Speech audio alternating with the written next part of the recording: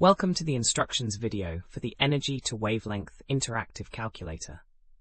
This powerful tool helps you convert photon energy into its corresponding wavelength using Planck's fundamental equation. Whether you're working in spectroscopy, laser design, or quantum physics, this calculator makes the conversion quick and accurate. To use this calculator, start by entering the photon energy value in the energy input field. You can select your preferred energy unit, such as electron volts or joules, from the drop-down menu.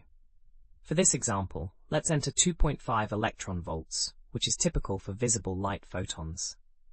Next, select your desired wavelength output unit, such as nanometers or meters.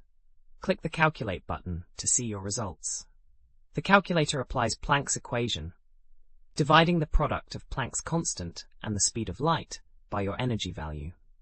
In our example, 2.5 eVs corresponds to approximately 496 nanometers, which falls in the blue-green portion of the visible spectrum.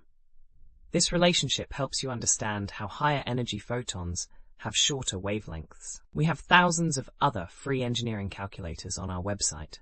Head over and check them out.